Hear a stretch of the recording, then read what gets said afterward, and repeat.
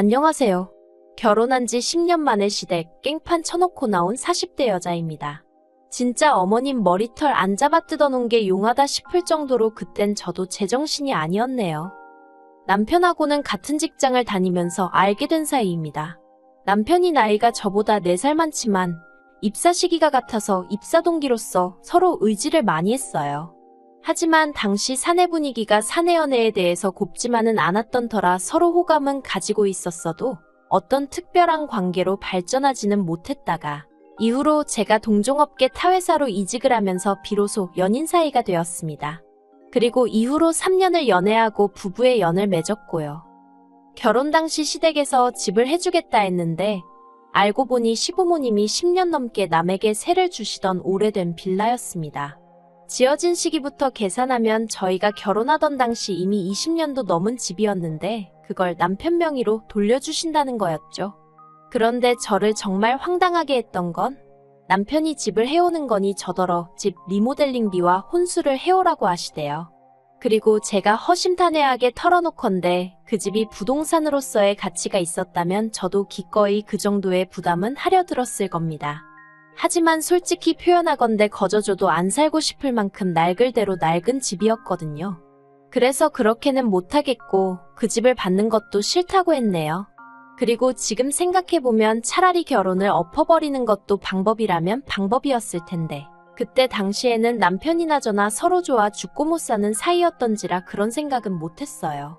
그나마 다행히 그런 저희를 안쓰럽게 여기신 친정아버지가 2억 보태주시고 이후로 제 명의로 7천만 원 대출받아서 브랜드는 아니어도 서울에 있는 24평짜리 아파트를 하나 샀네요. 그리고 남편이 가지고 있던 4천만 원으로 혼수를 장만했고 제가 모아뒀던 3천만 원은 친정 부모님께 드렸습니다. 숫자로만 따지자면 이 돈이 있으니 대출을 덜 받는 것도 방법이었지만 당시에는 이자가 그렇게 비싸지 않았고 2억이라는 큰돈을 지원해주신 친정부모님에게 나름대로 감사 표현을 하고 싶었기 때문에 대출은 대출이고 드리는 돈은 드리는 돈이라고 계산을 했던 거죠. 아무튼 그렇게 나름의 우여곡절을 견뎌내고 신혼생활을 시작했습니다. 하지만 신혼의 단꿈은 오래가지 못했어요.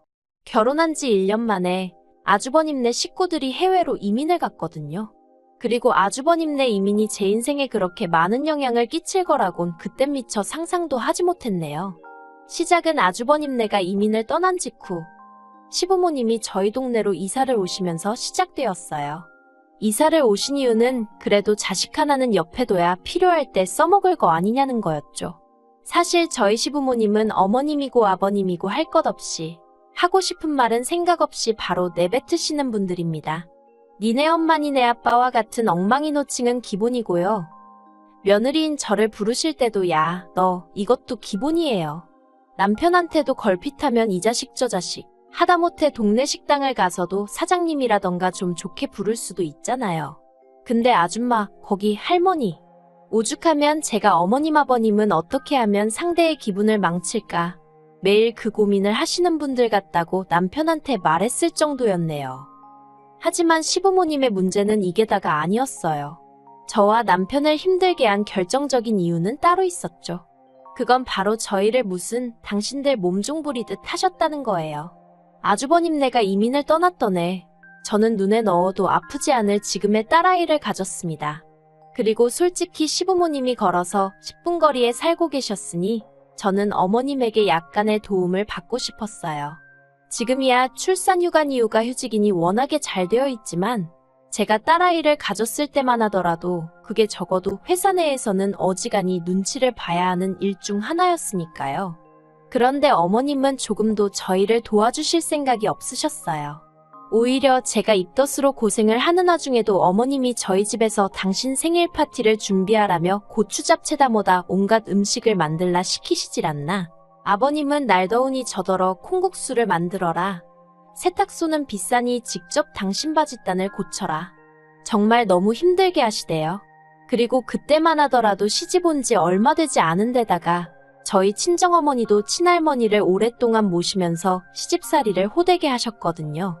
그래서 저는 그렇게 살지 말아야지 했는데도 저도 모르게 보고 배웠던 건지 시부모님의 그런 말씀을 거역하는 게 쉽지가 않았어요. 그래서 남편한테 말 한마디 제대로 못하고 혼자 우국거리고 눈물 삼켜가며 맞벌이하는 와중에 생고생을 하다가 결국 친정부모님한테 엉엉 울면서 애고모고 다 포기하고 싶다며 그간의 일을 털어놓았거든요. 그랬더니 이제 상황 파악을 하신 친정아버지가 남편을 불러서 이렇게 고생시킬 거면 그냥 이혼하라고 하셨습니다. 그리고 친정아버지의 불호령을 듣고 남편은 자기는 정말 아무것도 몰랐다면서 죄송하다고 정말 저희 친정부모님께 손이 발이 되게 빌더니 제 앞에서도 무릎을 꿇고 엉엉 우는 거예요. 그래서 결국 처음이자 마지막으로 봐주겠다 했어요. 어쨌든 뱃속에 아이가 있었으니 저도 솔직히 이혼할 엄두가 안 나기도 했고요. 하지만 이후로도 남편은 솔직히 말해서 아주 든든한 방패가 되어주진 못했습니다. 그리고 그건 제가 지켜보기에 오랫동안 시부모님이 남편을 길들여온 방식에서 비롯된 것 같았죠. 저희 어머님 아버님은 소위 장남바라기셨거든요. 그래서 어려서부터 매사 아주버님에게 훨씬 많은 지원이 있었다대요. 저희 아주버님은 한국에서 대기업을 다니다 아이 교육 문제 때문에 이민을 갔어요. 그리고 거기에 수반되는 비용의 대부분을 시부모님께서 대주신 걸로 압니다. 그런데 솔직히 저는 이 사실을 알고 한동안 배신감이라고 해야 할지 실망감이라고 해야 할지 아무튼 알 수 없는 기분 나쁨에 시부모님을 마주하기가 쉽지 않았어요. 왜냐하면 제가 앞서 잠시 언급했듯이 저와 남편이 결혼할 때는 정말 다 쓰러져가는 허름한 빌라를 무슨 집이랍시고 주신다면서 얼마나 생색을 내셨는데요. 그런데 막상 저희 친정아버지가 그런 집에서 제가 사는 꼴은 볼 수 없다며 집을 해주겠다 하시니까 시부모님께서 하시는 말이 줘도 싫다는데 어쩌겠냐며 대신 당신들은 돈이 없어 따로는 한 푼도 지원해주지 못한다 하셨습니다. 그리고 이 말을 들었을 때 솔직히 서운한 마음이 없었다면 거짓말이죠. 저도 하다못해 어머님한테 실반지 하나라도 받아보고 싶었거든요. 하지만 두 분이 사는 게 어려워 가진 게 없으시다는데 어쩌겠어요? 제가 재산을 맡겨놓은 것도 아니고 그러니 아쉬움과 서운함은 컸지만 그러려니 하고 알겠다고 넘어갔습니다. 저희 친정부모님도 마찬가지셨어요. 세상에 있는데 안 해주는 부모는 없다며 없는 부모 마음은 어떻겠냐고 그러니 당신들이 이해하겠다고 저희도 시부모님을 원망하면 절대로 안 된다고 하셨죠. 그런데 1년 만에 아주버님이 이민을 가겠다 하니까 있던 집도 팔아서 목돈을 해주고 대신 굳은 일에는 저희를 부려먹으시려고 저희 동네로 오신 거더라고요. 그러니 이런 상황을 알고 마음 상하지 않을 아들 며느리가 세상에 몇이나 있을까 싶대요. 아무튼 그렇게 아주버님네와 저희에 대한 차별은 노골적이셨는데 그럼에도 불구하고 남편은 어머님 아버님의 부탁이라면 쉽게 거절하지 못하더라고요. 다만 저희 친정아버지와 한 약속이 있으니 제목까지 자기가 커버하느라 정신이 없었죠. 그리고 남편 혼자 고군분투하는 걸 보고 있으니 제 마음이 좋지 않아 결국 저도 또다시 어머님 아버님의 몸종 아닌 몸종 노릇을 하게 되었고요. 그렇게 정신없이 10년을 살았습니다. 그리고 그나마 다행히 세월의 힘이라고 해야 할지 저도 최근에 들어서는 어머님 아버님께 때로는 그게 아니다, 싫다, 못한다 정도는 말할 수 있게 되었었네요. 그래서 저는 나름대로 제가 시부모님과 가까워졌다고 생각했어요. 어려운 고부관계가 아닌 요새 말로 티키타카라고 하나요? 주거니 받거니 어느 정도는 편하게 대화를 나눌 수 있게 되었다고 여겼죠. 하지만 그건 전부 저만의 착각이었던 모양입니다. 제가 나름대로 그 모진 풍파를 이겨내고 여기까지 온 시점에 결국 시댁과 손절을 마음먹게 된 건 최근에 있었던 일 때문이에요. 지난달 이민을 갔던 아주버님이 한국에 들어온다는 소식이 들려왔어요. 그런데 형님과 시조카는 안 오고 아주버님만 혼자 들어온다는 겁니다. 그리고 그 이유가 정말 충격적이대요. 세상 조신하고 자식 교육에만 관심이 있어 보이던 형님이 시조카 과외선생하고 바람이 났다나요? 하지만 뭐 부부지간의 일을 누가 정확히 어떻게 알겠어요? 사실 제가 말은 안 했지만 남편 말로는 하도 어머님 아버님이 아주버님만 오냐오냐 키워서 아주버님이 아주 이기적이고 고집도 세다 했어요. 그리고 실제로 제가 올해는 아니지만 결혼 초 겪어보니까 남편 말이 틀린 게 아니었거든요. 그러니 모르긴 몰라도 형님도 어지간히 시달리지 않았을까 싶기도 하고 아무튼 그래서 둘이 이혼을 하는데 아주버님만 혼자 한국에 들어오기로 했답니다. 그리고 저희 부부는 아주버님하고 좋은 감정이 있는 것은 아니었지만 그렇다고 무슨 원수지간도 아니었으니 안쓰럽기도 하고 그래도 오랜만에 보게 생겼다며 약간은 반가운 마음도 있었네요. 그런데 어머님이 아주버님의 입구까지 일주일을 남겨두었던 때였습니다. 저희를 불러 말도 안 되는 말씀을 하시더라고요. 아주버님이 한국에 오면 저희 집에서 같이 살라고요. 저는 처음에 제가 뭘 잘못 들은 줄 알았어요. 그래서 남편을 쳐다봤는데 남편은 눈 딱 내리깔고 아무 말도 안 하고 있는 거예요. 안 되겠다 싶어서 어머님께 제가 제대로 들은 게 맞냐고 물었습니다. 아주버님하고 저희 가족하고 같이 살라니 그게 무슨 말씀이시냐고요. 그랬더니 이번엔 아버님이 너는 젊은 애가 말귀도 못 알아듣냐면서 그러면 네 아주버님이 니네랑 살지 어디 가서 사냐 하시는데 너무 뻔뻔하게 나오시니까 오히려 제 말문이 막히더라니까요. 하지만 제가 어머님 아버님한테 시쳇말로 원데이 투데이 시달려 본 것도 아니고 아닌 건 아니라고 빨리 말해야 한다 싶었죠. 그래서 말도 안 되는 말씀을 하신다고 어떻게 같이 사냐고 그랬어요. 그랬더니 어머님이 그러면 네 아주버님은 누가 챙기냐는데 저도 모르게 그만 어머님 아들이니 어머님이 챙기세요 그랬습니다. 그리고 막말로 아주버님 나이가 40도 넘었는데 누가 또 안 챙기면 어때요? 자기가 자기를 챙기는 거지. 그런데 어머님이 그런 저에게 너 참 못됐다며 어떻게 말을 그렇게 하냐입니다. 이때까지 외국에 있다가 몇 년 만에 한국에 오는 건데 말을 그따위로밖에 못하냐고요. 하지만 저도 이번엔 순순히 물러날 수가 없어서 몇 년 만이건 어쩌건 안 된다고 아주 손사래를 쳤습니다. 더군다나 저희 집엔 딸도 있는데 어떻게 아주버님하고 같이 사느냐 했죠. 그리고 이때 제 말 뜻은 크지 않은 집에서 이미 세 식구가 살고 있는데 어떻게 아주버님까지 같이 사냐는 거였어요. 그런데 어머님은 제 말뜻을 어떻게 해석한 건지 저더러 당신 아들을 뭘로 보고 그따위 소리를 하느냐며 아주 고함을 치시더라고요. 그러더니 꼴도 보기 싫다면서 저와 남편더러 당장 나가랍니다. 그리고는 끝끝내 아주버님이 도착하는 대로 저희 집으로 가라고 할 테니 군소리 하지 말고 방이나 하나 만들어 놓으라나요? 집으로 걸어오는 내내 안절부절하며 제 눈치를 보는 남편을 눈치챘지만 그래도 저는 아무 말도 하지 않았습니다.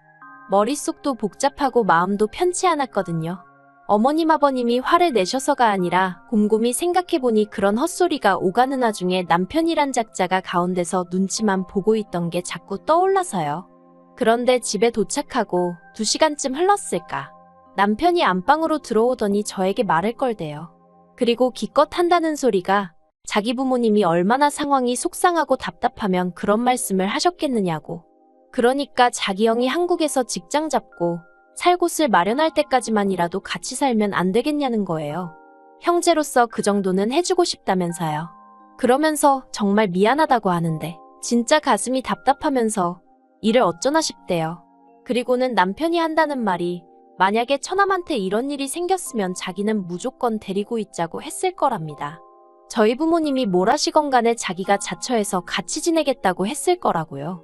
그러면서 정말 못난 남자인 자기를 만나서 제가 고생이라며 미안하다고 닭똥 같은 눈물을 뚝뚝 흘리는데 정말 제 마음이 너무 안 좋았고 한편으론 그래 나만 참으면 이런 어리석은 생각이 또 들대요. 그래서 알겠다 했습니다. 하지만 무턱대고 직장 구하고 집 구하고 그런 걸 다 기다려줄 순 없고 딱 1년이라고요. 그랬더니 남편이 그것만으로도 충분하다며 너무 고맙다더니 제 마음이 바뀔까봐 걱정이라도 된 건지 바로 다시 시댁에 가자대요. 그래서 다시 시댁으로 향했습니다. 그리고는 남편하고 상의 끝에 딱 1년만 같이 지내보기로 했다고 말씀을 드렸죠. 그리고 솔직히 말해서 제가 무슨 새색시도 아니고 시부모님한테 듣는 칭찬 한마디가 아쉬운 그런 상황은 아니었거든요. 하지만 그럼에도 불구하고 적어도 시부모님 두 분 다 저에게 고맙다는 말 한마디는 하실 줄 알았어요. 그런데 어머님이 하시는 말씀이 가관이었습니다. 잘 생각했다 하시더니 그러면 아주버님 오는 날에 맞춰서 아주버님 생일상도 좀 차리래요. 그 몇 년을 떨어져 있느라 생일상 한번 못 챙겨줬지 않았냐며 그간의 것 다 해준다 생각하고 저더러 생일상을 차리랍니다. 그러면서 너 잘하는 거 뭐냐 갈비랑 고추 잡채랑 연어 샐러드인가 그거랑 그리고 밥은 햅쌀 싸다가 하고 어쩌고저쩌고 하시는데 순간 욱하는 거예요. 아니 데리고 살아준다고 했으면 그것만으로 감지덕지 하시지 곧장 하는 김에 이거 해라 저거 해라. 아차 싶고 역시나 싶고 내가 하마터면 큰 실수를 할 뻔했구나 싶은 게 그래서 어머님더러 제가 스톱 이랬습니다. 제가 잠깐 미쳤던 것 같다고, 아무래도 아주버님하곤 못 살겠다고요. 그리고는 뒤도 안 돌아보고 시댁에서 나왔습니다. 그랬더니 남편이 쫓아나와서는 이게 무슨 짓이냐면서 아까랑 말이 다르잖아 하는데, 제가 남편더러 당신은 어머님이 하시는 소리를 듣고도 지금 그런 소리가 나오냐고 되물었어요. 고마워할 줄을 모르고 아주 바라는 것만 많다고요. 그리고는 내가 미쳤냐고, 어머님 아버님 종년 노릇하는 것도 지겨워 죽겠는데 사지육신 멀쩡한 당신형 수발까지 들어야 되냐 하고는, 그렇게 당신형이 걱정되고 안쓰러우면 당신이 나가서 데리고 살라고 소리를 찔렀죠. 그런데 그렇게 해도 분이 안 풀리는 거예요. 그래서 다시 시댁으로 쫓아가서는 냉장고에 제가 해서 채워놓은 반찬이고 뭐고 다 끄집어냈어요. 막 그때는 정말 제가 생각해도 미친 엑스 마냥 분이 안 풀려서 닥치는 대로 쓰레기통에 처박고, 그러다 현관을 나오는데 제가 사드린 어머님 아버님 신발이 눈에 띄대요. 그래서 그것도 그냥 발로 냅다 걷어차버렸습니다. 그리고는 씩씩거리면서 남편더러 너도 내 집 들어오지마 했네요. 이혼 서류 네 회사로 보낼 거니까 못 받았다 개소리하지 말고 도장이나 찍어서 보내라고 악다구니를 쓰고 왔죠. 집에 오자마자 비밀번호 바꾼 건 기본이고요. 그리고 그날 보여준 제 모습이 남편이나 시부모님에게 어지간히 충격적이었나 봅니다. 시부모님은 전화는커녕 문자 한 통 없으시고요. 남편만 저더러 이제 좀 풀렸냐 괜찮냐, 우리 밖에서 얘기 좀 하자 이러고 연락이 오는데 안 볼 거예요. 서류 보냈는데 제때 대꾸 없으면 소송을 걸어서라도 이 지겨운 관계 끝장내버릴 생각입니다. 딸아이한테는 저도 엄만데 왜 미안한 마음이 없겠어요? 하지만 등신마냥 당하고 사는 모습을 보여줄 바엔 혼자서도 얼마든지 즐겁게 살아가는 엄마를 보여주는 게 100배 1000배 나을 것 같단 생각입니다. 그리고 날짜상으로 계산해보니까 아주버님은 어제 들어왔을 것 같거든요. 잊혀 죽는 날씨에 그 좁아터진 집구석에서 40도 넘은 아들 둘 데리고 한번 살아보세요, 어머니.